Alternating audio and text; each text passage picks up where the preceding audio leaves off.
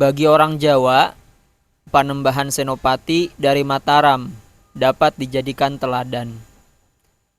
Ia berhasil mengendalikan hawa nafsunya dengan cara bertapa siang dan malam. Demikian ia berhasil memperoleh kebahagiaan bagi dirinya dan berbagi rasa dengan orang lain. Sri Mangkunagara bukan orang bodoh. Beliau telah mempelajari sejarah dunia. Beliau tidak hidup 1000 atau 2000 tahun yang lalu, di mana separuh penduduk dunia tidak mengetahui tentang apa yang terjadi pada separuh penduduk dunia yang lain. Pelajari buku-buku yang ditulis 1000 atau 2000 tahun yang lalu. Pengetahuan yang dapat diperoleh lewat buku-buku itu belum dapat disebut utuh, masih setengah-setengah. Jangan gelisah, jangan tersinggung, memang demikianlah adanya. Sri Mangkunagara sangat kontemporer. Beliau sudah mempelajari kehidupan para bijak, entah yang berasal dari Cina, dari Timur Tengah, ataupun dari India. Tetapi beliau tetap juga menyarankan agar kita jadikan Panembahan Senopati sebagai panutan. Kenapa? Karena Panembahan Senopati berasal dari budaya kita sendiri. Ia bukan produk budaya luar. Berapa banyak di antara kita yang mengetahui sejarah Panembahan Senopati? Kita telah melupakan Panembahan Senopati, Gajah Mada, Empu Tantular, Airlangga, dan lain sebagainya. Hanya nama mereka saja yang masih kita ingat. Sejak berapa ratus tahun terakhir, kita lebih banyak tertarik pada contoh-contoh dari budaya asing. Hal ini pasti menjadi perhatian Sri Mangkunagara, sehingga beliau ingin menyadarkan kita. Sayang sekali, situasi seperti ini sampai sekarang pun belum terkoreksi. Para tokoh agama kita yang seharusnya lebih banyak menggunakan contoh-contoh lokal untuk menjelaskan esensi agama, malah lebih senang menggunakan contoh-contoh asing. Saya tidak mengatakan yang asing itu tidak baik. Yang ingin saya katakan adalah bahwa yang asing itu belum tentu sesuai dengan budaya kita. Anda pasti masih ingat, saudara-saudara kita yang setanah air dan sebangsa meninggal dalam suatu kecelakaan di luar negeri. Lantas mengikuti budaya negara tersebut, mereka dikuburkan secara massal. Waktu itu, banyak di antara kita yang tidak dapat menerimanya. Di sini kita memperlakukan jasad mereka yang meninggal dunia ini dengan cara lain. Ada adat istiadat kita. Kita boleh-boleh saja mengimpor esensi agama dari luar. Tetapi apakah kita perlu mengimpor budaya dan adat istiadat dari luar?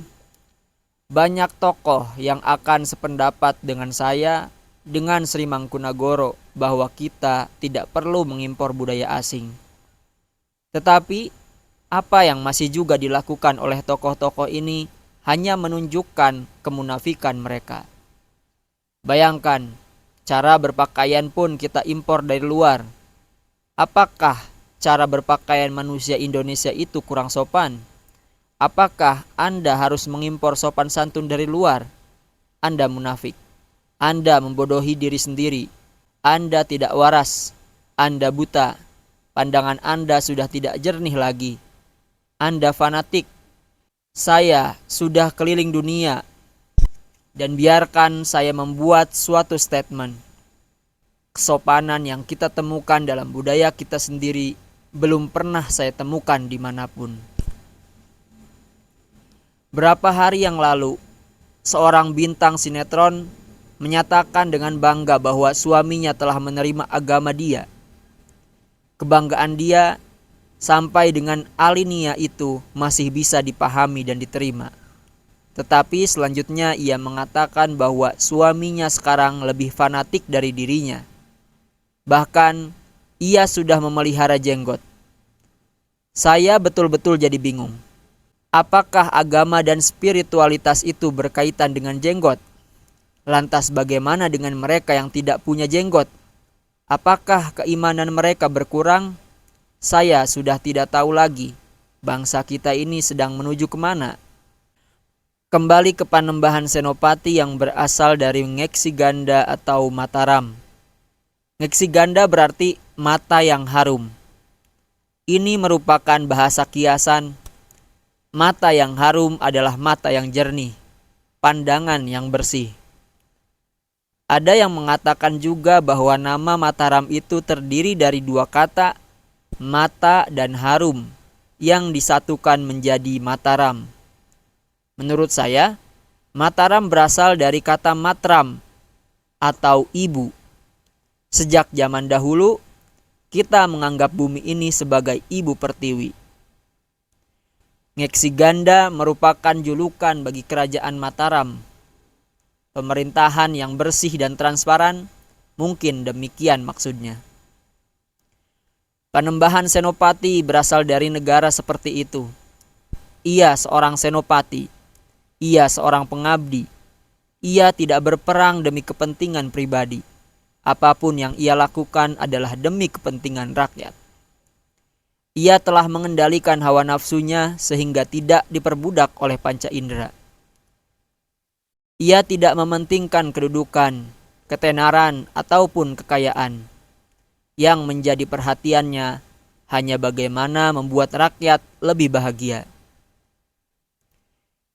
Ia yang telah berhasil mengendalikan hawa nafsunya menjadi tenang, memperoleh kebahagiaan sejati.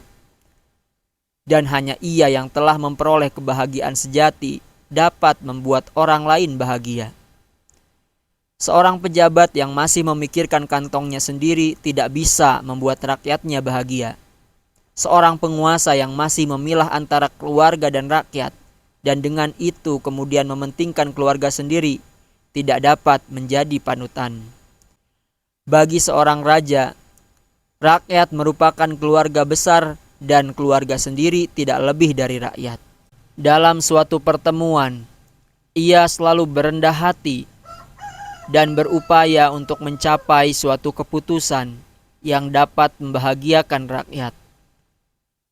Pada saat-saat tidak sibuk, ia berkelana untuk memperoleh pengetahuan yang lebih luas dan bertapa untuk memperoleh ketenangan jiwa. Lembut dan peduli terhadap kepentingan orang lain, ia juga kukuh dalam pendiriannya dan menghindari makan dan tidur yang berlebihan. Sri Mangkunagoro sedang menjelaskan kebiasaan-kebiasaan Panembahan Senopati. Keputusan-keputusan yang diambil olehnya akan membuat rakyat semakin sejahtera dan bahagia. Ia berada di atas kepentingan-kepentingan kelompok dan keluarga. Pada waktu renggang, ia akan meneruskan upayanya untuk menambah pengetahuan, berkelana, sambil mempelajari situasi di dalam dan di luar negeri. Ia akan selalu berpegang teguh pada tujuan utamanya. Segala sesuatu yang ia lakukan merupakan pengabdian, dan pengabdian itu membuatnya jadi bahagia. Kebahagiaan dan ketenangan dirinya itu yang dibagikan dengan orang lain. Ia lembut dan peduli terhadap rakyat yang masih menderita, masih berada di bawah garis kemiskinan. Itu sebabnya ia sendiri menghindari kemewahan. Makan dan tidur berlebihan berarti hidup dalam kemewahan. Seorang penguasa yang bisa hidup dalam kemewahan, padahal rakyatnya sedang menderita, tidak dapat dijadikan panutan. Selama masih ada satupun orang yang belum memiliki rumah, hendaknya mereka yang berada di tingkat atas tidak memiliki lebih dari satu rumah. Banyak rumah mereka yang tidak dihuni. Di Bali saya sering sekali mendengar, ini rumah si Anu, itu rumah si Anu. Banyak orang Jakarta yang memiliki rumah di sana, yang hanya digunakan beberapa kali dalam setahun.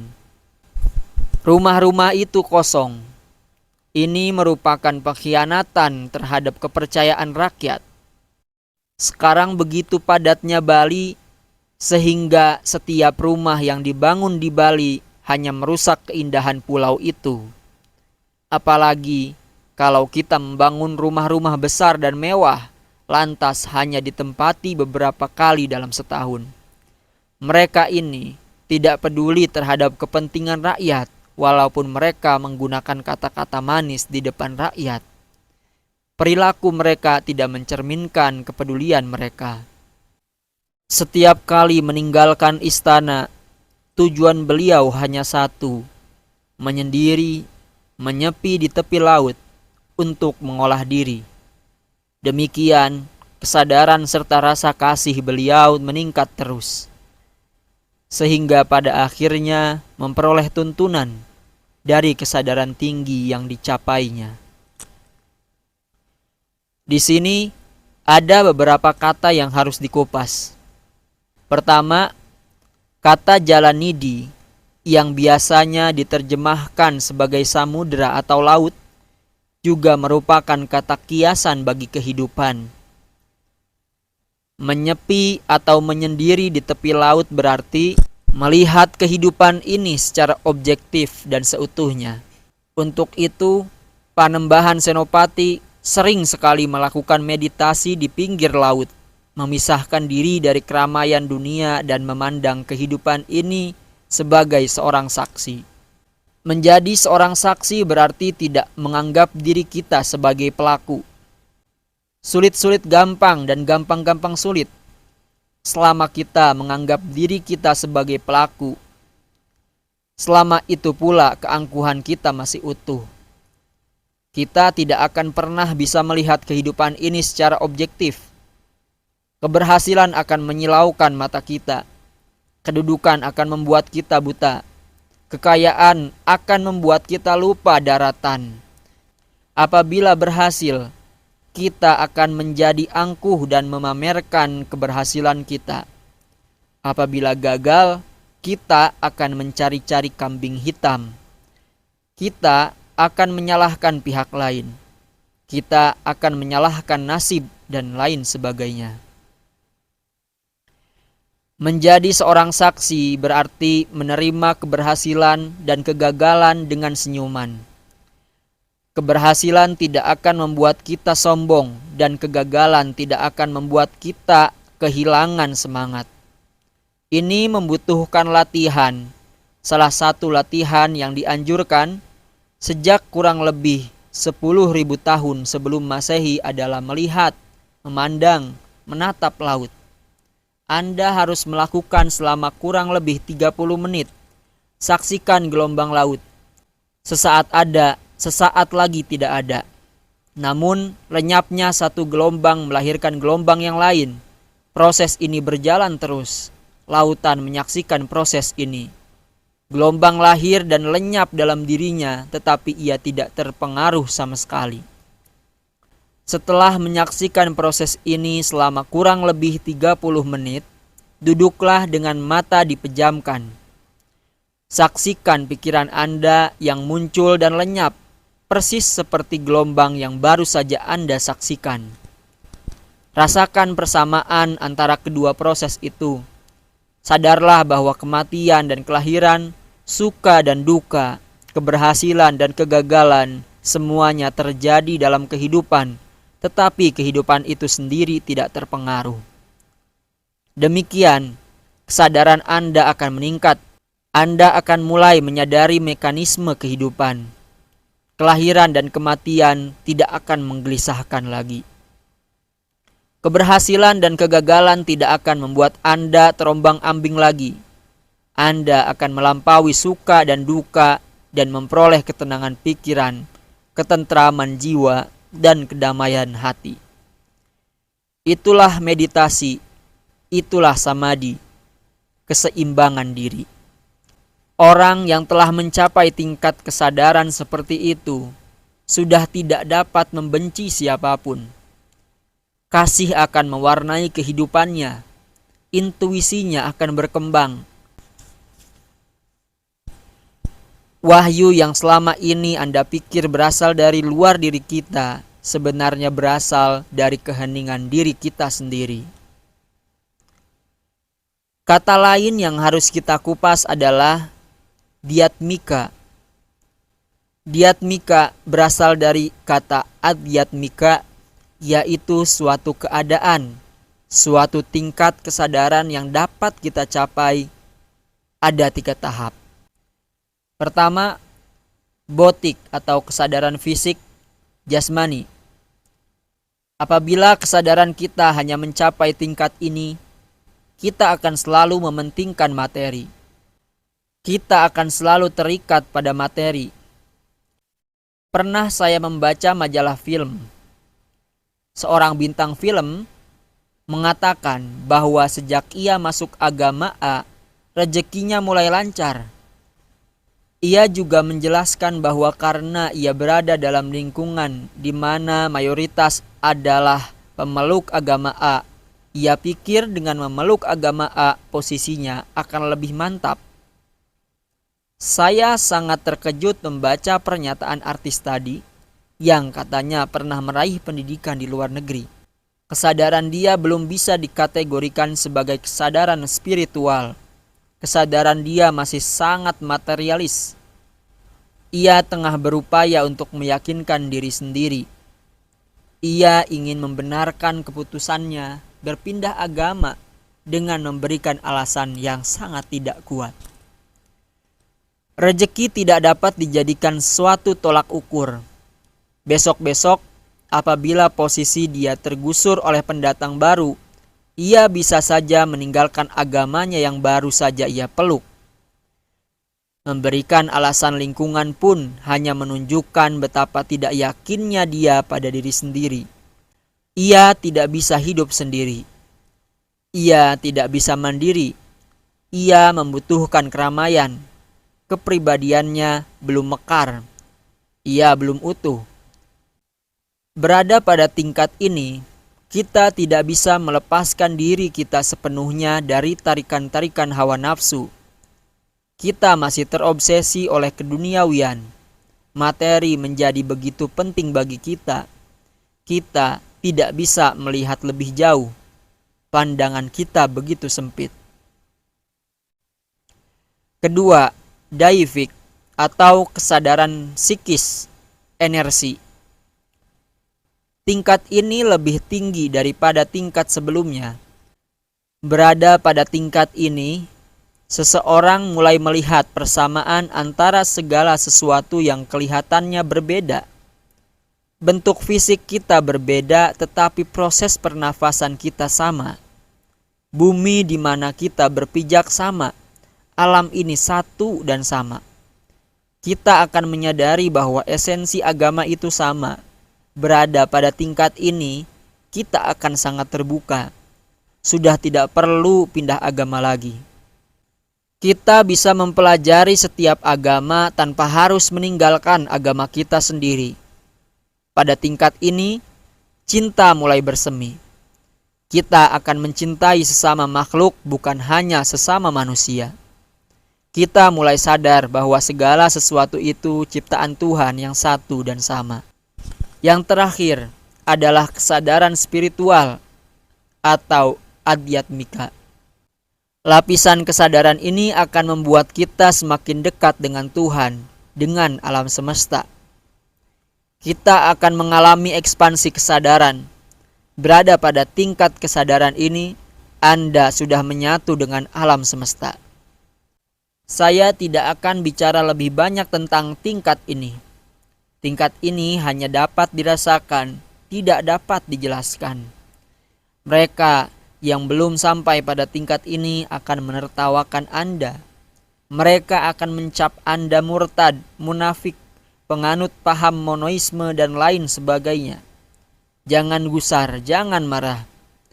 Kasihanilah mereka karena mereka belum mencapai tingkat ini. Mereka belum punya referensi sama sekali walaupun mereka mungkin profesor, doktor ataupun pejabat tinggi atau tokoh masyarakat. Anda yang sudah mencapai tingkat ini juga tidak perlu pamer. Tidak perlu berdebat atau berargumentasi dengan mereka. Mereka tidak akan bisa menerima Anda karena kesadaran mereka belum sampai pada tingkat adhyatmika. Nah, menurut Sri Mangkunagoro, dengan latihan-latihan tertentu, Anda akan menerima wahyu yang berasal dari kesadaran adhyatmika. Berarti Anda akan dituntun oleh kesadaran Anda sendiri. Ini yang disebut pengembangan intuisi atau mencapai puncak kesadaran tertinggi. Kesadaran ini bukan monopoli suatu kelompok. Kita semua bisa mencapainya, asal kita tekun berlatih, melatih diri. Panembahan Senopati tidak puas berada di pantai saja. Beliau mengarungi, menyelami lautan kehidupan, sehingga misteri kehidupan yang begitu dalam dan tinggi serta tidak gampang dipahami dapat dipahami olehnya. Untuk memahami bait ini, kita membutuhkan terjemahan yang sangat bebas. Kita harus bisa memahami apa yang tersirat. Apabila tidak, esensinya tak akan pernah terungkapkan. Pada awalnya, Panembahan Senopati akan berupaya untuk menyaksikan kehidupan ini secara objektif. Untuk itu, ia harus menjadi seorang saksi. Ini merupakan langkah pertama, langkah awal. Ia tidak akan berhenti pada titik itu saja. Setelah menyaksikan kehidupan dan menyadari seluk-beluknya, ia akan melakoni kehidupan. Ia akan menyelam dan mengarungi lautan kehidupan. Mereka yang hanya menyaksikan kehidupan akan menjadi filosof. Mereka menjadi penulis, pembicara, dan penyair yang hebat. Mereka akan mengagung-agungkan kehidupan, tetapi pengalaman mereka sendiri hanya sebatas apa yang dilihatnya. Ia tidak pernah menyelami kehidupan. Ia tidak pernah mengarunginya. Ia sangat miskin. Ia belum kaya akan pengalaman. Sebaliknya, Panembahan Senopati akan mengarungi lautan kehidupan. Ia seorang pemberani. Ia akan menyelami lautan kehidupan. Dan apa yang diperolehnya? Dalam bahasa kiasan, Sri Mangkunagoro mengatakan bahwa Kangjeng Ratu Kidul atau penguasa Laut Selatan yang dapat terbang menyentuh ketinggian gegana atau langit pun kalah wibawa dan menghadap sang Senopati. Kata-kata ini sangat indah dan harus kita selami. Kangjeng Ratu Kidul atau penguasa Laut Selatan berarti ia yang telah menyelami misteri kehidupan. Dalam tradisi Tantra yang sangat kuno dan sudah berusia kurang lebih 12.000 tahun, kanan selalu diasosiasikan dengan pengetahuan nyata akan permukaan kehidupan. Ilmu pengetahuan umum dan khusus, sains, teknologi, keagamaan, dan lain sebagainya berada pada sisi kanan kehidupan.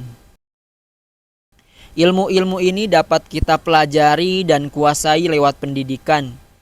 Sebaliknya, kiri selalu diasosiasikan dengan segala sesuatu yang bersifat misterius, yang tidak dapat dijelaskan tetapi bisa dialami. Spiritualitas atau esensi agama berada pada sisi yang satu ini. Mengapa kiri? Karena kanan merupakan jalan yang dapat ditempuh oleh siapa saja, jalan umum. Tetapi kiri bukan jalan umum. Jalan kiri merupakan jalan khusus bagi para pemberani, bagi mereka yang tidak puas dengan pengetahuan yang diperoleh lewat buku atau lewat pengalaman orang lain, bagi mereka yang ingin memiliki pengalaman pribadi. Ia yang menyelami lautan kehidupan tidak pernah sombong. Ia tidak akan pamer pengetahuannya. Ia selalu rendah hati. Itu sebabnya Sri Mangkunagoro menggunakan istilah ratu, penguasa feminin.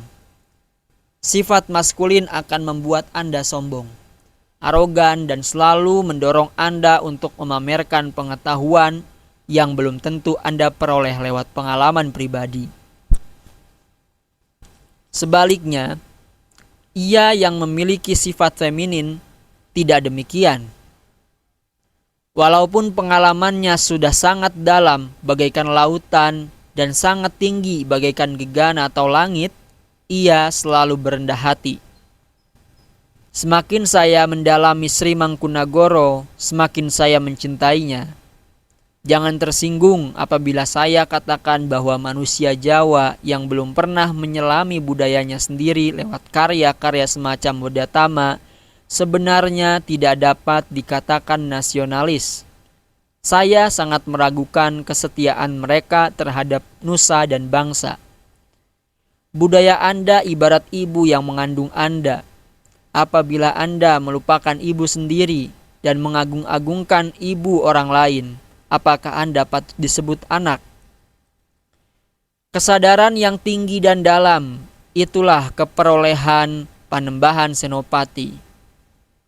Jadilah seorang Panembahan Senopati.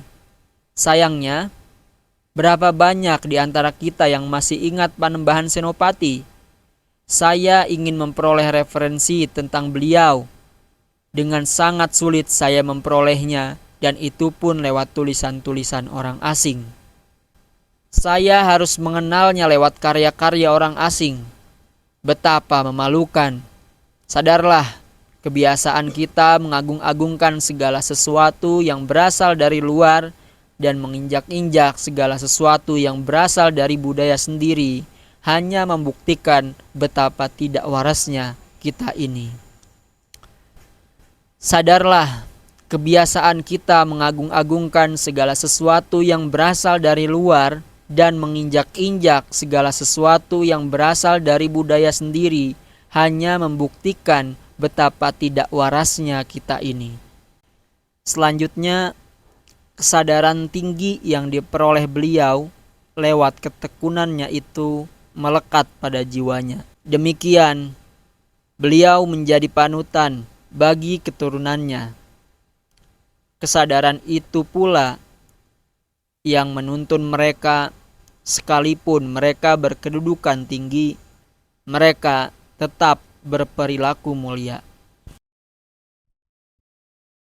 Hendaknya para penguasa sedapat mungkin mencontohi perilaku sang senopati setelah menyesuaikannya dengan masa kini. Karena perubahan zaman selalu menuntut penyesuaian. Beberapa bait ini harus kita kupas bersama. Terjemahan saya mulai saat ini akan semakin bebas dan semakin mendekati tuntunan zaman. Pandangan serta wawasan Sri Mangkunagoro memang sangat luas. Beliau tidak membakukan sesuatu. Ajaran sendiri pun tidak dibakukan. Beliau melebihi mereka semua yang selama ini Anda jadikan panutan.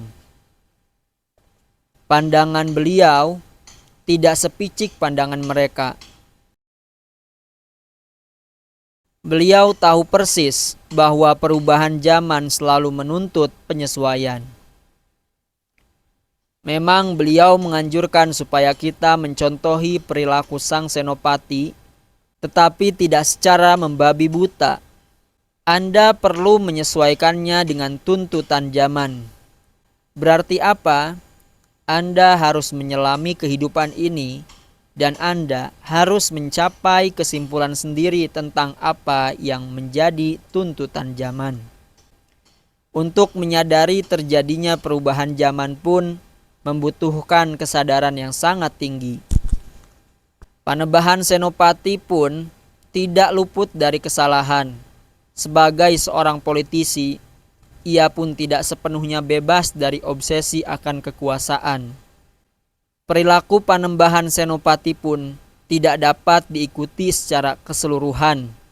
Yang dimaksudkan oleh Sri Mangkunagoro adalah mencontohi sifat-sifat mulia Panembahan Senopati. Itu sebabnya beliau tekankan bahwa dalam hal mencontohi seseorang pun harus berdasarkan kemampuan kita serta tuntutan zaman dan profesi kita masing-masing. Kita yang belum sadar menjadi begitu buta sehingga perubahan zaman pun tidak terlihat. Apabila kita membuka mata dan telinga lebih lebar sedikit, kita akan sangat kaget betapa tumpulnya kita semua ini. Kita masih menjunjung tinggi konsep-konsep, dogma-dogma, ideologi-ideologi yang sudah usang, sudah tidak relevan lagi dengan zaman sekarang. Rupanya kita belum sadar. Kita belum sampai pada kesadaran adhyatmika atau diatmika yang dimaksudkan oleh Sri Mangkunagara. Apabila kita sendiri belum sadar, apa yang dapat kita tinggalkan untuk anak cucu kita?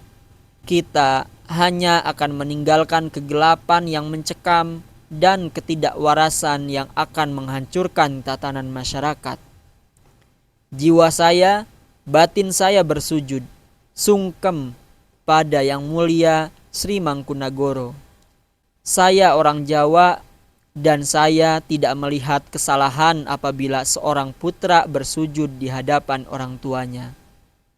Pernahkah Anda dengar bahwa sorga berada di telapak kaki ibu? Setujukah Anda dengan ucapan itu?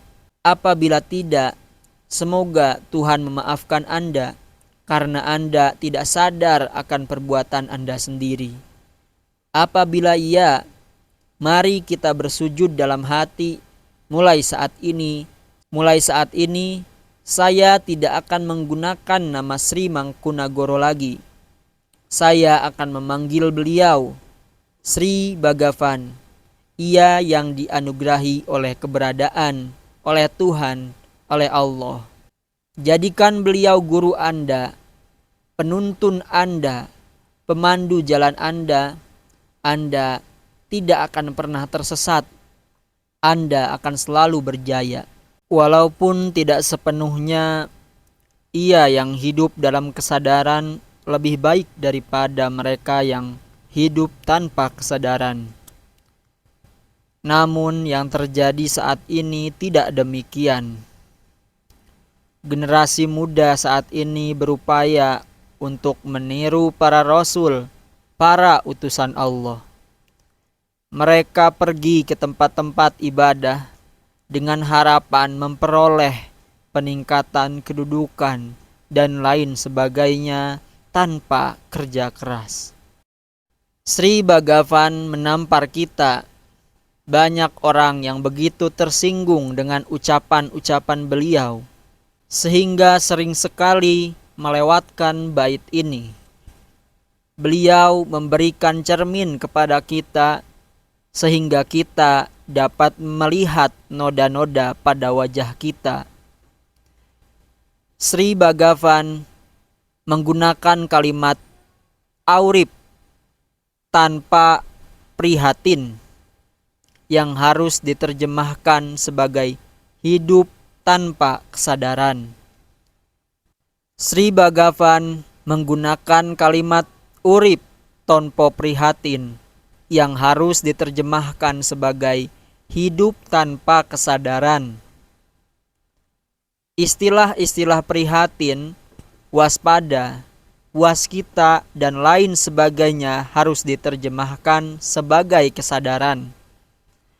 Dalam bahasa Inggris pun ada begitu banyak istilah untuk kesadaran. Misalnya, awareness, consciousness, conscience, meditative, dan lain sebagainya. Yang dimaksudkan tetap juga kesadaran diatmika, kesadaran spiritual. Berupayalah untuk mencapai kesadaran adhyatmika atau kesadaran kasih sebagaimana telah diuraikan sebelumnya. Tetapi apabila belum sampai pada tingkat itu, setidaknya berusahalah untuk mencapai tingkat daivik, tingkat kesadaran energi, tingkat psikis di mana cinta mulai bersemi. Apabila Anda tetap saja berada pada tingkat butik atau kesadaran fisik jasmani, Anda akan selalu menuhankan materi. Pernah saya melihat sebuah spanduk yang dipasang di luar gedung suatu instansi. Bunyinya kurang lebih, "Apakah Anda telah mensucikan penghasilan Anda tahun ini?" Di bawahnya ada seruan untuk berderma memberikan sedekah kepada para fakir miskin. Renungkan sejenak. Spanduk tersebut secara implisit mendukung segala daya upaya, segala macam tipu muslihat untuk mengumpulkan harta sepanjang tahun. Setelah itu, setiap tahun, pada hari-hari atau bulan-bulan tertentu, Anda cukup menyisihkan sebagian dari penghasilan Anda untuk para fakir miskin. Demikian, Anda akan berhasil mensucikan penghasilan Anda. Segala macam korupsi dan kolusi dan cara-cara haram yang Anda tempuh untuk memperoleh harta dapat disucikan segampang itu. Saya terkejut.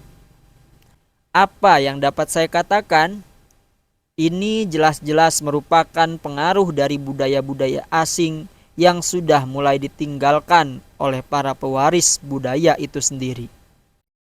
Apabila pemahaman seperti ini dibiarkan berkembang, bangsa kita akan mengalami kemerosotan, bukan perkembangan. Para tokoh kita, para pendeta dan pastor dan ulama kita harus cepat-cepat menanggapi keadaan seperti ini.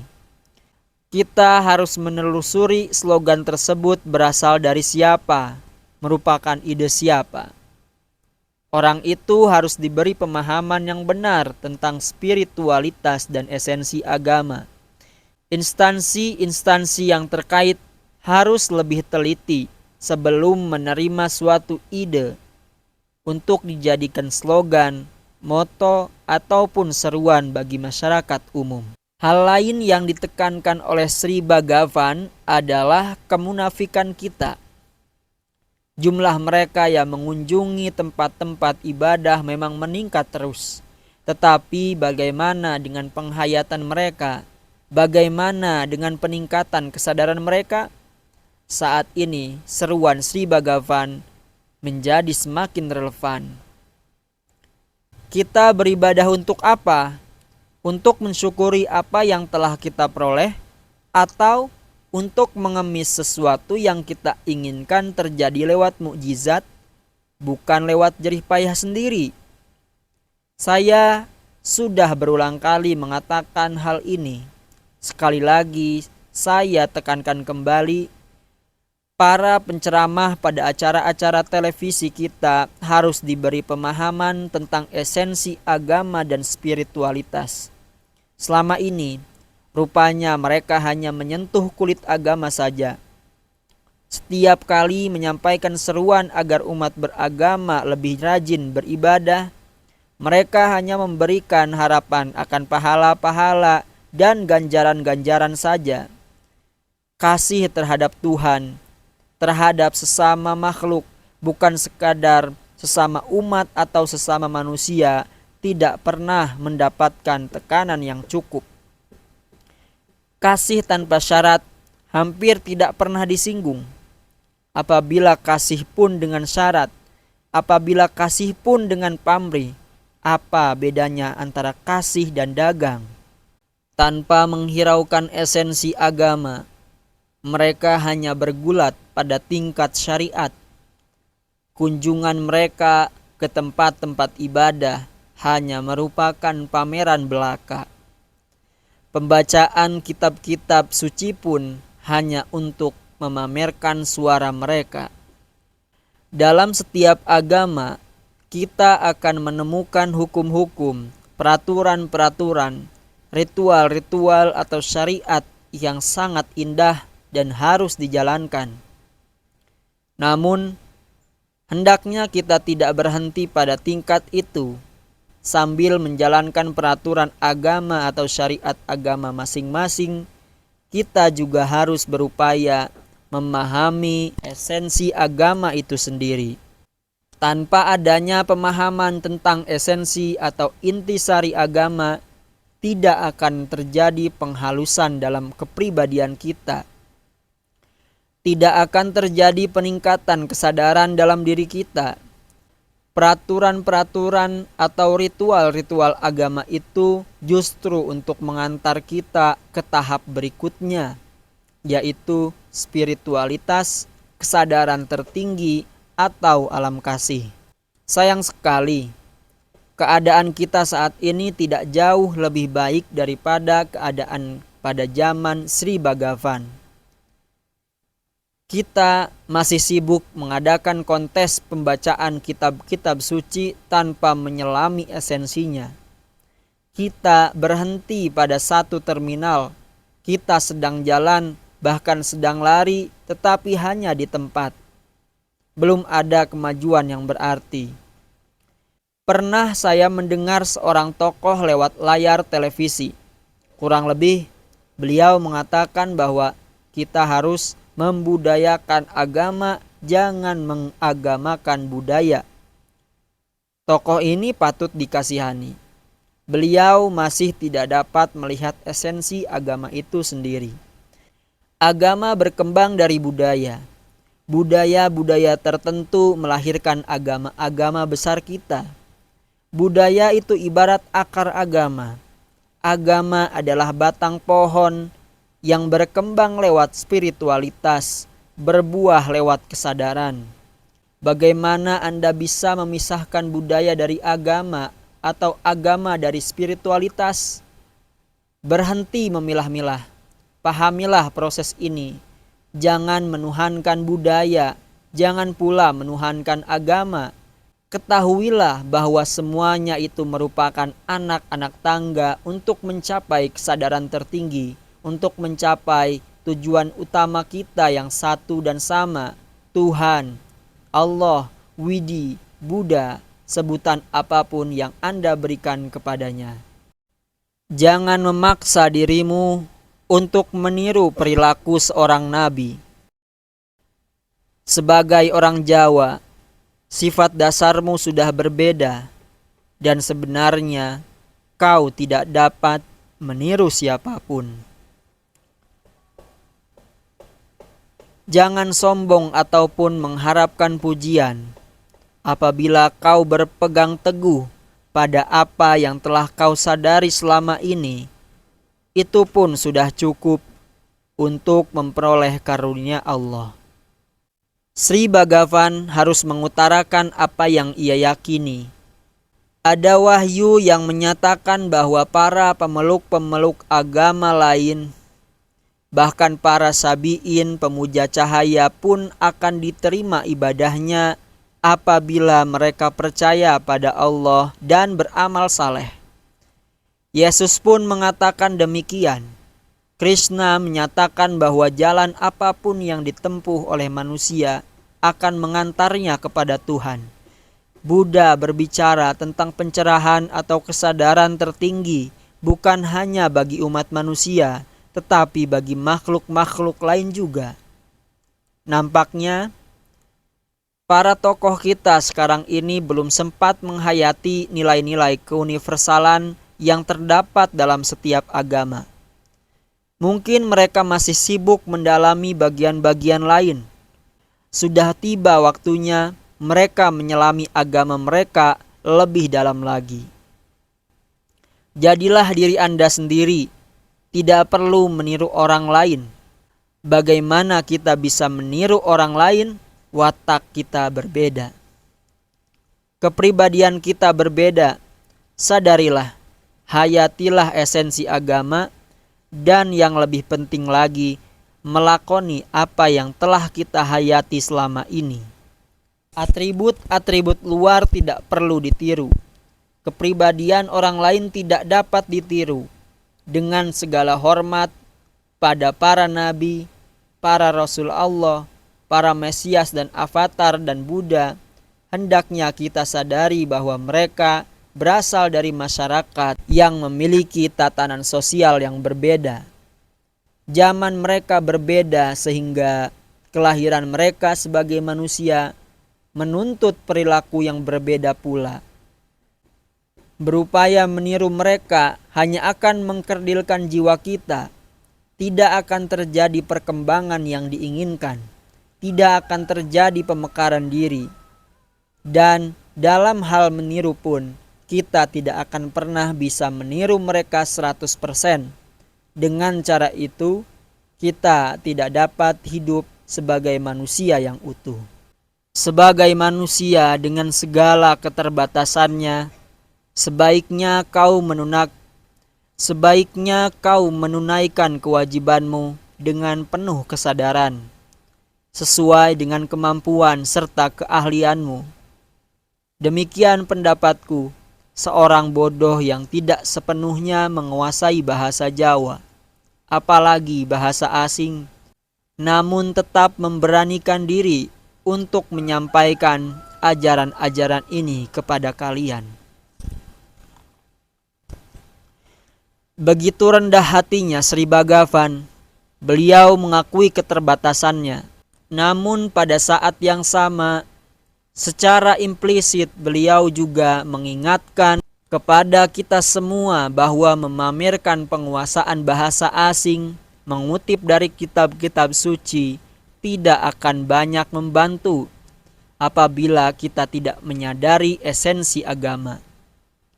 Ajaran-ajaran yang tengah disampaikan oleh beliau sebenarnya merupakan intisari ajaran-ajaran agama, esensi agama atau spiritualitas. Hal lain yang ditekankan di sini adalah menunaikan kewajiban sesuai dengan kemampuan serta keahlian kita masing-masing, asal dengan kesadaran. Yang menjadi pegawai negeri hendaknya mengabdi kepada negara dan Allah lewat profesinya. Demikian pula dengan para pedagang dan para pekerja lainnya. Kita dapat mencapai tingkat excellence lewat profesi kita masing-masing. Semoga mereka yang sebenarnya memiliki profesi lain, tetapi saat ini sibuk mempromosikan majalah dan makanan lewat iklan televisi, mendengarkan suara Sri Bhagavan. Kembalilah kepada profesi asal Anda. Jangan merampas hak orang lain. Anda sudah tidak kekurangan sesuatu. Berikan kesempatan kepada mereka yang sedang menganggur untuk menjadi bintang iklan. Jangan terbawa nafsu. Jangan serakah. Para pendidik kita sudah menjadi pedagang. Sekolah dijadikan ajang usaha. Para pejabat pun demikian. Jabatan yang diamanatkan oleh bangsa dan negara dijadikan jaminan untuk meraih keuntungan sebanyak mungkin. Sadarlah, masih belum terlambat. Allah akan memaafkan Anda. Tuhan akan memberikan pengampunan kepada Anda. Jangan melewatkan kesempatan ini. Tuhan telah memberikan begitu banyak peringatan kepada Anda. Tidak menghiraukan perintahnya dan membiarkan hawa nafsu, ketamakan dan keserakahan memperbudak jiwa Anda lebih lanjut dan hanya akan mengantar Anda ke ambang kehancuran. Sekali lagi, sadarlah. Didorong oleh rasa takut akan akhirat, pada usia muda saya pun pernah mempelajari peraturan-peraturan agama. Namun karena panggilan tugas, saya tidak sempat menyelesaikannya. Saya sempat bingung juga apa yang harus saya utamakan, tugas atau pendidikan tentang peraturan-peraturan agama. Namun akhirnya saya menyadari bahwa sebagai putra seorang pengabdi negara, saya tidak dapat melarikan diri dari kewajiban saya sebagai pengabdi negara. Terpikir pula bahwa saya tidak mampu jadi seorang pengkhotbah atau ahli agama. Itu sebabnya saya memilih jadi seorang pengabdi negara, mengikuti jejak para leluhurku dan watak pribadiku. Banyak di antara kita yang percaya pada Tuhan karena takut akan akhirat. Hanya sedikit di antara kita yang benar-benar mencintai Tuhan. Ada pula yang hanya mengharapkan pahala dan ganjaran. Mereka lebih parah lagi. Hubungan mereka dengan Tuhan adalah hubungan dagang. Dalam bait-bait ini, Sri Bhagavan sangat jujur. Secara gamblang, beliau menuturkan apa yang mendorong beliau mempelajari peraturan-peraturan agama. Alasan beliau adalah rasa takut akan akhirat. Jangan cepat-cepat menghakimi beliau. Tunggu dulu, hakimi dulu diri Anda sendiri. Kembalilah pada masa lalu Anda. Ingat masa muda Anda. Apa dan siapa yang mendorong Anda untuk mendalami peraturan-peraturan agama? Kesadarankah? Rasa takutkah? Dorongan dari orang lainkah? Atau ada alasan lain? Tidak setiap orang harus menjadi ulama atau pendeta atau biku atau pastor. Ikutilah tuntunan nurani Anda. Sri Bhagavan dengan sangat jujur memaparkan bahwa jiwa beliau adalah jiwa seorang priai, seorang pengabdi negara. Ibadah bukan hanya dilakukan pada jam-jam atau hari-hari tertentu. Ibadah merupakan gaya hidup, way of life. Anda bisa beribadah sambil menunaikan kewajiban Anda. Saya sependapat dengan Sri Bhagavan, ikutilah intuisi Anda. Bekerjalah sesuai dengan keahlian dan kemampuan Anda. Jadikan pekerjaan Anda sebagai ibadah. Work is worship. Demikian, Anda akan menjadi warga negara yang baik dan berguna bagi nusa dan bangsa. Jangan memaksa putra-putri Anda mengikuti jejak Anda. Ciptakan suasana yang menunjang pertumbuhan jiwa serta peningkatan kesadaran mereka. Berikan mereka kebebasan untuk memilih dan mengikuti suara hati nurani mereka sendiri. Berikan mereka kebebasan untuk memilih dan mengikuti suara hati nurani mereka sendiri. Ada 3 hal yang biasanya dapat diperoleh dalam kehidupan ini: kemuliaan, keseimbangan, dan kesadaran. Apabila tidak satu pun yang diperolehnya, hidup manusia menjadi hampa dan sangat tidak berguna. Dalam bait ini, beberapa kata yang digunakan oleh Sri Bhagavan perlu pengupasan lebih dalam. Pertama, kata wirya yang tidak hanya berarti keberanian atau kekuasaan sebagaimana biasa diartikan. Wirya juga berarti energi. Salah satu epos besar Mahabharata juga disebut Vira Charitra atau Cerita para Vira. Tetapi wirya yang dimaksudkan di sini bukanlah keberanian yang dilandasi oleh ketololan. Mereka yang tolol pun bisa menunjukkan keberanian yang luar biasa.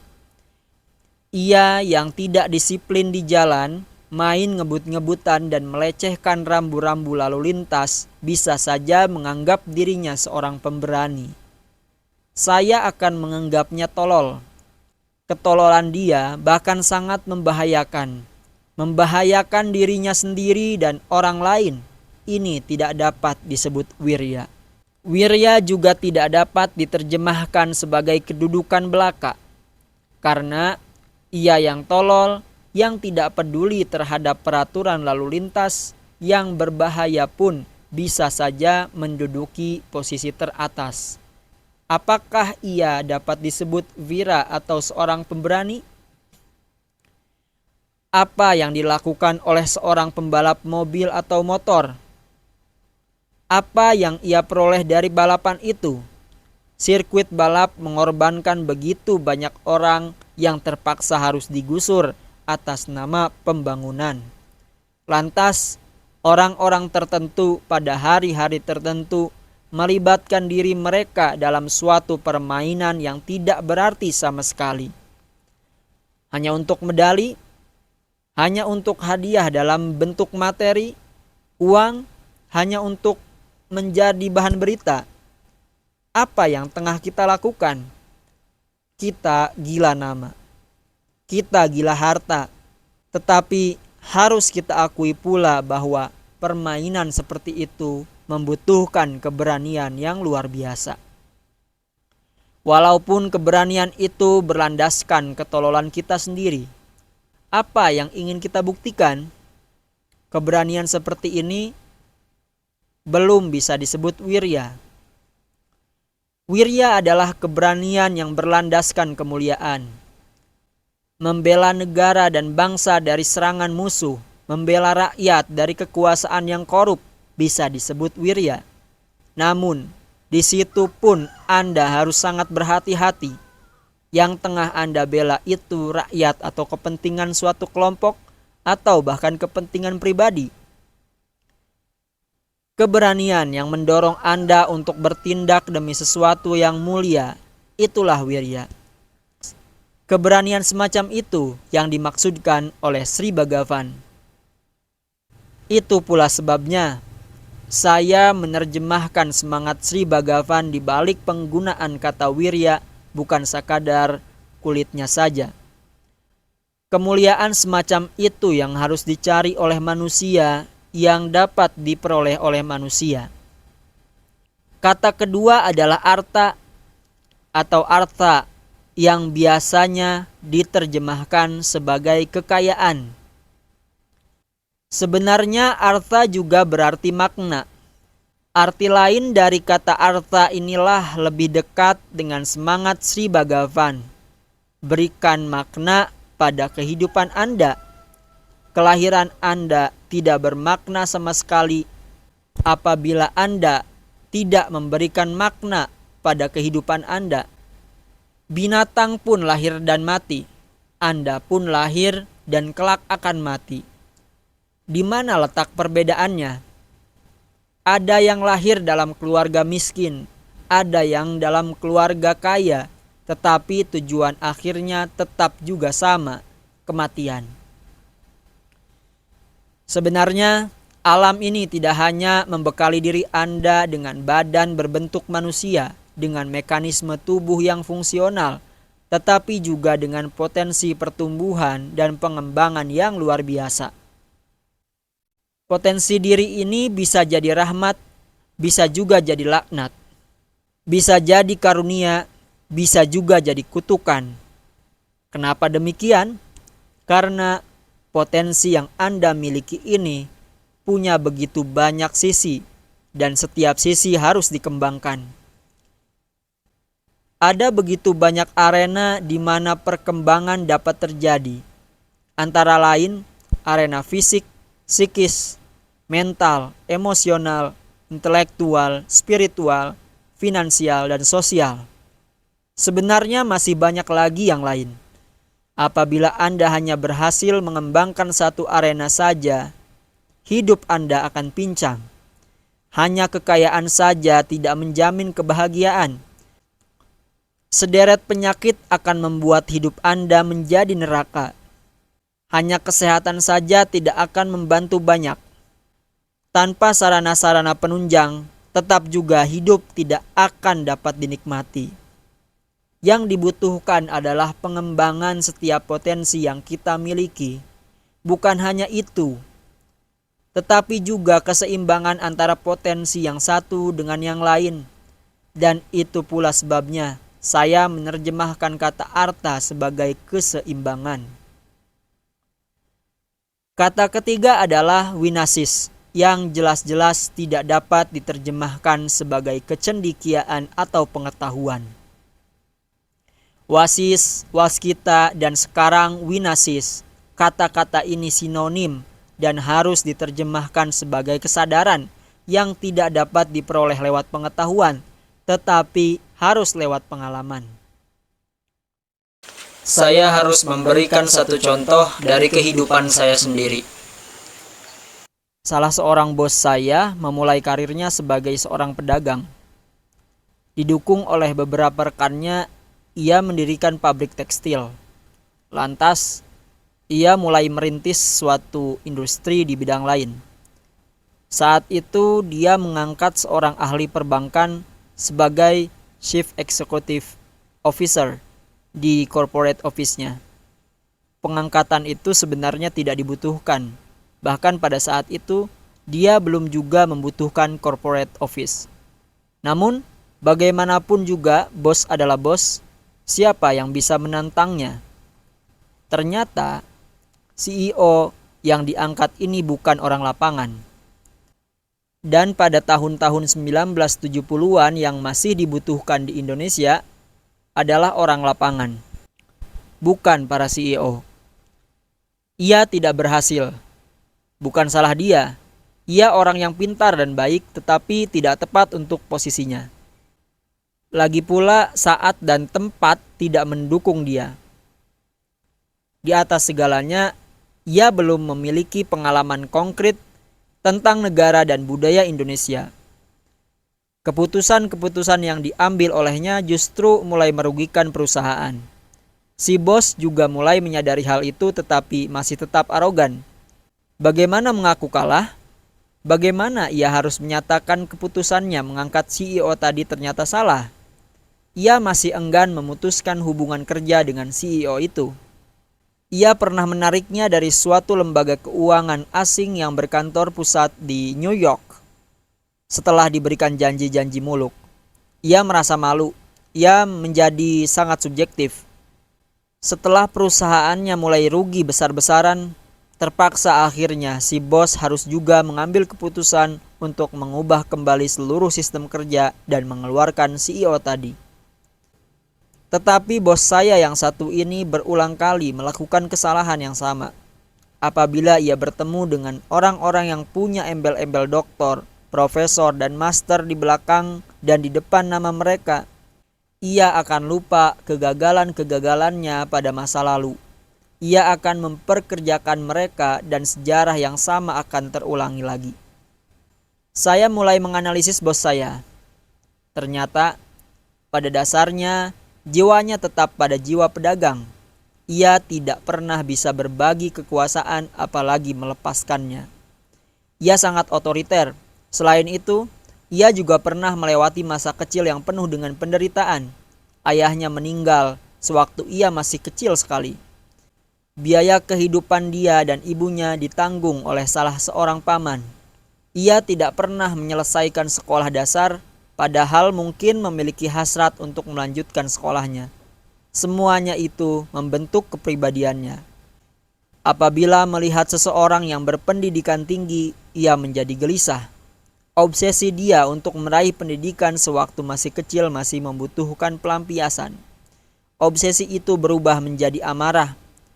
Ia akan melampiaskannya dengan cara memperkerjakan mereka. Demikian, ia memperoleh kepuasan batin.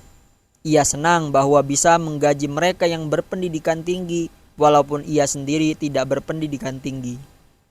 Setelah melakukan kesalahan yang sama berulang kali, sampai saat ini pun ia belum sadar juga. Sebenarnya ia berjiwakan seorang penguasa totaliter, otoriter, dan yang ia butuhkan adalah para pembantu, para pekerja. Ia tidak membutuhkan para pemikir, para penasehat. Para CEO yang bekerja di perusahaannya tidak jarang mengalami nervous breakdown. Yang ingin saya simpulkan dari cerita ini adalah pendidikan tidak menjamin kesadaran. Bos yang saya ceritakan tadi terobsesi oleh pendidikan yang tidak pernah ia dapatkan dalam hidupnya. Sebaliknya, sang CEO dalam cerita tadi hanya bertindak berdasarkan pendidikan yang diperolehnya. Ia belum membekali dirinya dengan pengalaman pribadi tentang negara di mana ia sedang bekerja sehingga gagal. Dua-duanya belum memiliki kesadaran. Pendidikan tidak menjadi kriteria bagi kesadaran. Kesadaran merupakan hasil perkembangan jiwa dan raga manusia seutuhnya. Tanpa kesadaran itu, tidak ada keseimbangan dalam diri manusia. Dan tanpa keseimbangan, tidak ada kemuliaan dalam hidupnya. Sri Bhagavan sangat pintar. Ia tahu persis kemuliaan, keseimbangan, dan kesadaran tidak dapat dipisahkan. Itu sebabnya beliau menawarkan, pilihlah salah satu, carilah, kejarlah salah satu. Satu di antara tiga itu sudah cukup untuk kehidupanmu. Beliau mengetahui bahwa siapapun yang mengejar salah satu di antara tiga hal tersebut akan memperoleh tiga-tiganya. Kemuliaan tidak akan datang sendiri tanpa diiringi oleh keseimbangan dan kesadaran. Demikian pula, keseimbangan tidak dapat diperoleh tanpa adanya kemuliaan dan kesadaran. Dan kesadaran dengan sendirinya akan memberikan keseimbangan dan kemuliaan kepada Anda. Ia yang sadar menghayati makna kehidupan dan akan selalu berperilaku bijak. Dalam kesadaran akan jati dirinya itu, rasa pun berkembang melampaui batas jarak dan waktu. Keadaan seperti itulah yang disebut tapa atau penyerahan diri sepenuhnya pada kehendak ilahi. Para nabi, para rasul, para avatar, para mesias, dan para Buddha menggunakan bahasa yang sama. Kita yang tolol dan tumpul belum bisa memahami bahasa mereka. Menempatkan satu mesias di atas mesias yang lain hanya mencerminkan kebodohan kita. Padahal mereka semua berbicara tentang hal-hal yang sama, kesadaran, penyerahan diri, dan lain sebagainya. Sri Bhagavan juga menempatkan kesadaran di atas segalanya. Dalam bait ini, beliau memberikan definisi bagi kata tapa. Beliau sudah tidak bisa lebih jelas lagi. Bertapa tidak berarti mengasingkan diri dalam hutan atau gua. Tapa merupakan suatu proses bagi peningkatan kesadaran. Tapa berarti meditasi. Banyak sekali yang menulis buku tentang meditasi dan tapa, tetapi mereka sendiri belum mengetahui meditasi itu sebenarnya apa. Seorang wakil rakyat yang sedang bicara dari podium yang sama dengan saya membela diri dengan menyatakan bahwa ia percaya pada tindakan atau action. Menurut dia, meditasi tidak merupakan sesuatu yang mutlak bagi setiap orang. Ada yang bisa melayani rakyat dan negara lewat tindakan, ada yang dapat melakukan lewat ibadah, ada yang dapat melakukan lewat meditasi, dan ada pula yang dapat memberi pelayanan lewat sumbangan pikiran. Rupanya, ia belum memahami meditasi itu apa. Ia mengasosiasikan meditasi dengan latihan-latihan rigid, kaku, di mana seseorang diharuskan duduk selama 1 jam atau lebih sambil memperhatikan napas atau merasakan aliran-aliran tertentu dalam badannya. Meditasi merupakan proses bagi peningkatan kesadaran. Tanpa terjadinya peningkatan dalam kesadaran, Anda bisa saja melayani rakyat dan negara lewat tindakan, tetapi tindakan Anda tidak akan luput dari arogansi dan keangkuhan. Tanpa kesadaran, Anda bisa melakukan ibadah, tetapi hanya untuk pamer. Tanpa kesadaran, Anda bisa saja menguasai ilmu pengetahuan dan teknologi, tetapi jiwa Anda tetap juga hampa. Dari perilaku seksual di atas ranjang sampai dengan amal ibadah yang akan memberikan makna pada setiap tindakan Anda adalah kesadaran. Dan kesadaran itu merupakan produk meditasi, produk penyelaman diri sendiri. Tidak ada jalan lain, tidak ada pilihan lain. Pernyataan Sri Bhagavan persis sama dengan pernyataan Lao Tse 2000-an tahun sebelumnya. Tingkatkan kesadaran manusia dan ia akan menjadi bijak, moralis, berperilaku baik. Hanya memberikan pendidikan moral tidak dapat membuat dirinya menjadi sadar. Kita sudah mencobanya. Kita harus menempuh jalan lain. Kita harus mulai dari kesadaran dengan kesadaran. Ia yang sadar dan disebut manusia utama akan selalu tenang, walaupun berada di tengah keramaian. Ia selalu berupaya untuk mempertahankan kesadarannya. Walaupun seorang pemberani dan memiliki kedudukan tinggi, tindakan dia selalu berlandaskan kebaikan dan kasih sayang. Sesungguhnya orang seperti itulah yang disebut orang beragama. Bukan mereka yang pandai berpidato dan sibuk jualan obat setiap hari lewat layar televisi Anda. Bukan mereka yang membenarkan perang, pembunuhan, dan penindasan atas nama agama. Bukan pula mereka yang hanya rajin mengunjungi tempat-tempat ibadah, tetapi mereka yang sadar pada setiap saat, merekalah orang yang beragama. Ada beberapa kata yang harus kita ulas di sini. Penggunaan kata kasatriani pun di sini hendaknya tidak ditafsirkan sebagai kelompok satria, yakni para pegawai negeri. Satria dalam konteks ini mempunyai arti yang jauh lebih luas. Kesatriaan berarti keberanian. Kesatriaan juga berarti kedudukan tinggi dalam masyarakat.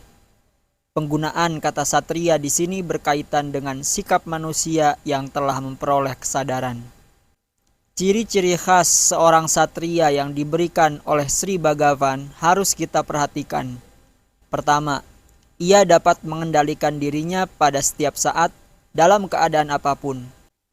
Ia dalam keadaan tenang walaupun di tengah keramaian. Apabila Anda menjauhkan diri dari keramaian dan dari masyarakat, ketenangan diri Anda sudah tidak dapat diukur lagi. Dalam keadaan kritis, apabila Anda masih bisa mempertahankan ketenangan diri Anda baru bisa disebut seorang satria. Ciri kedua yang tidak kalah penting adalah bahwa ia selalu berupaya mempertahankan kesadarannya. Memang sulit sekali. Begitu Anda diberi seragam, begitu Anda diberi senjata, Anda pun langsung lupa daratan. Anda lupa bahwa seragam itu, senjata itu diamanatkan kepada Anda oleh rakyat demi keamanan rakyat itu sendiri, untuk melayani rakyat itu sendiri. Tetapi, lihat apa yang terjadi.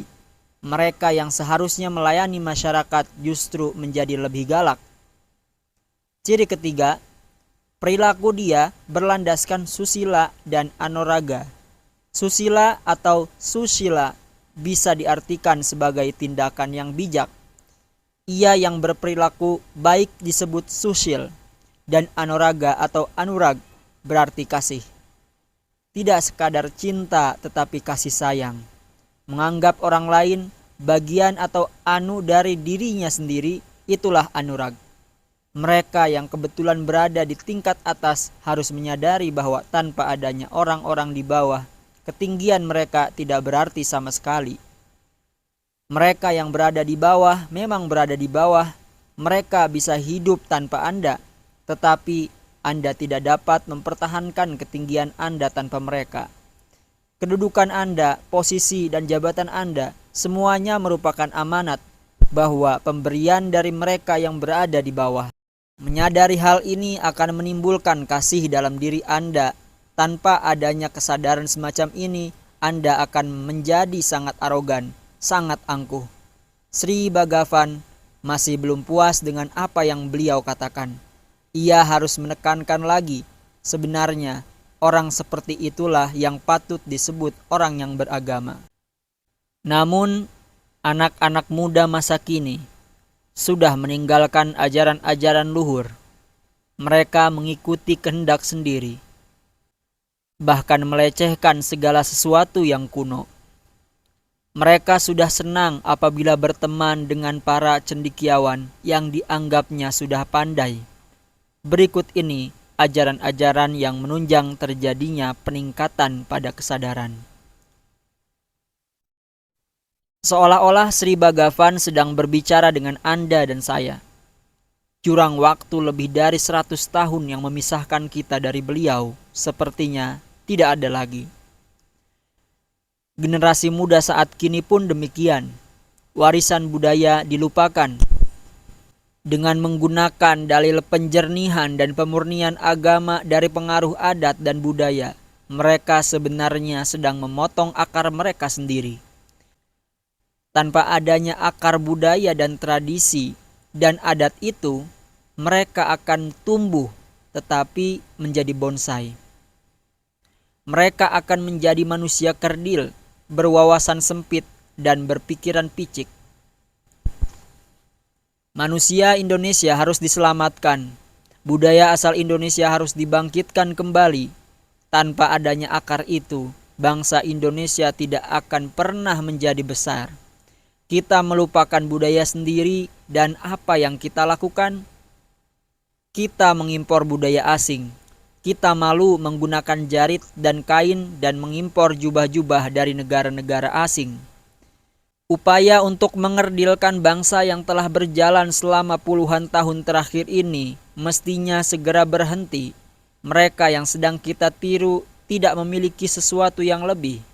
Mereka yang kita tiru sesungguhnya tidak dapat dikatakan sudah beradab. Peradaban yang pernah kita capai melebihi peradaban yang telah mereka capai saat ini. Lucu, kita mengimpor barang yang berkualitas rendah. Kita mengabaikan produksi nasional sendiri yang kualitasnya jauh lebih tinggi daripada produk impor. Betapa tumpulnya kita. Bangkitlah manusia Indonesia. Sampai kapan Anda akan tidur terus? Bangsa-bangsa lain telah bangkit. Bangkitlah bangsaku. Kenalilah warisan budayamu yang begitu tinggi nilainya. Bukalah matamu. Sampai kapan Anda akan hidup dalam kegelapan ciptaanmu sendiri? Istilah panditane prajasidik sangat syarat dengan makna. Pandit berarti seorang ahli ilmu pengetahuan. Ia yang bijak, yang memperoleh pengetahuan lewat pengalaman pribadi, bukan lewat buku dan sumber-sumber luar yang lain, tidak disebut pandit. Saya ulangi, mereka tidak disebut pandit. Mereka adalah jnani atau gyani. Seorang jnani adalah ia yang mengetahui. Seorang pandit adalah ia yang berpengetahuan. Ada perbedaan yang sangat mendalam. Gampang sekali mengenal mereka. Sejak zaman dulu, yang digaji oleh negara adalah para pandit. Yang bisa digaji hanyalah mereka. Mereka adalah para ahli, para doktor, para profesor. Bagaimana Anda atau negara atau siapapun dapat menggaji seorang Buddha, atau seorang Krishna, atau seorang Yesus, atau seorang Lao Tse, atau seorang Zarathustra, atau seorang Muhammad? Kelompok yang terakhir ini adalah kelompok jnani. Mereka tidak dapat digaji. Mereka tidak dapat dijadikan pembantu. Yang dapat dijadikan pembantu, yang dapat dipekerjakan adalah para pandit. Tidak berarti Anda tidak boleh bersahabat dengan para pandit. Sri Bhagavan sudah mengatakan sebelumnya bahwa seseorang yang sadar dapat bergaul dengan siapa saja. Bahkan, beliau sudah menegaskan pula bahwa hubungan dia dengan orang lain selalu berlandaskan kasih. Yang dimaksudkan oleh Sri Bhagavan adalah jangan selalu mengandalkan para pandit tersebut. Para pandit ini bukan jenis makhluk yang berbeda. Mereka pun manusia biasa dan dapat berbuat salah. Karena berkenalan dengan seorang menteri atau seorang pejabat, Anda tidak seharusnya menganggap diri Anda kebal hukum atau kebal musibah. Para pengamat politik kita bisa salah. Para ahli ekonomi kita bisa salah. Jangan mengharapkan terlalu banyak dari mereka. Gunakan intuisi Anda sendiri. Belajarlah dari sejarah. Jangan mengulangi kesalahan yang sama. Berperilakulah sesuai dengan adat dan budaya Anda sendiri. Hayatilah esensi agama. Selanjutnya, Sri Bhagavan akan lebih banyak berbicara tentang hal-hal yang berkaitan dengan kesadaran tinggi, makrifat atau ma'rifat.